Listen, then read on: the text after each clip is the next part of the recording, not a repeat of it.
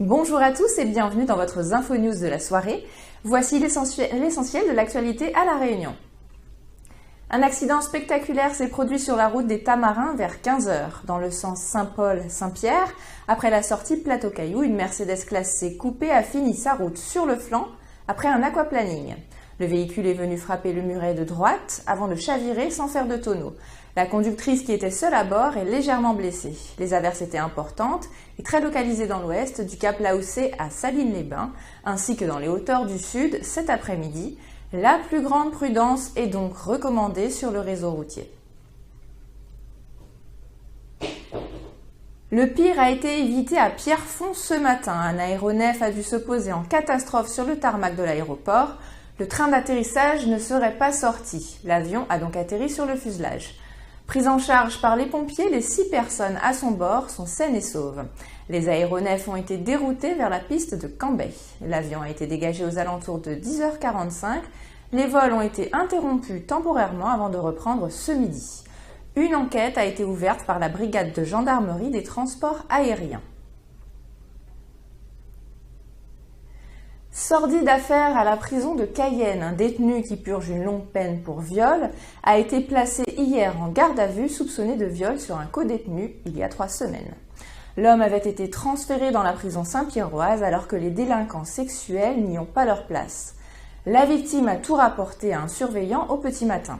Fin novembre, le secrétaire général du syndicat UFAP avait dénoncé le manque de cellules individuelles pour les détenus de la maison d'arrêt, qui compte 120 places pour qui a 120 détenus pour une capacité d'accueil de 115 places. Daisy de la Plaine restera derrière les barreaux. Sa demande de remise en liberté provisoire n'a pas reçu l'aval de la cour d'appel. Elle a déclaré au juge ne plus pouvoir travailler en prison en raison d'une jambe cassée. Un motif insuffisant pour l'avocat général. Daisy et son compagnon Pascal Poudroux avaient été condamnés à 30 ans de réclusion pour séquestration, violence et proxénétisme. Le couple de la Plaine des Cafres avait en effet forcé la propre mère du conjoint à se prostituer et avait séquestré et maltraité 4 personnes marginales, leur extorquant leurs faibles ressources. Ayant fait appel du jugement rendu par la cour d'assises jusqu'en cour de cassation, le couple aura droit à un nouveau procès fixé en 2018. Grosse frayeur dans la nuit pour les riverains de la route de Bellevue, quartier de la montée Sano, dans les Hauts de Sainte-Marie. C'est à cet endroit qu'une bouche d'incendie ainsi qu'une vanne ont littéralement explosé sous la pression.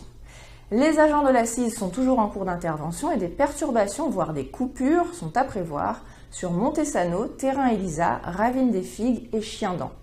Denise, habitante du quartier, a pu constater le phénomène avant l'explosion. On l'écoute au micro de Laurence Gilibert. J'étais en train dans mon lit, regarder la télé sur la une et j'ai entendu du bruit, comme le bruit de tôle. Après j'ai dit bon le travailleur il va travailler en train de mettre ses outils dans son camion. Après j'ai dit mais non c'est trop irrégulier et il fait un peu trop.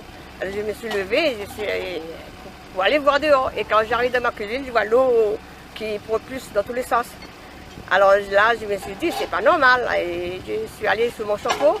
Et le robinet, là, il était en train de sortir. C'est après, quand les vibrations s'est calmé, il y avait 4 messieurs qui montaient, qui allaient faire leur marche, il va y arriver. Je lui ai demandé auprès d'eux s'ils avaient le même bruit. Ils me disent, ça y est, dans le virage, la canalisation a éclaté. Votre Info News touche à sa fin. Retrouvez l'intégralité de vos articles sur www.info974.com et n'hésitez pas à nous faire part de vos témoignages à contact@info974.com. Très belle soirée à tous et à demain.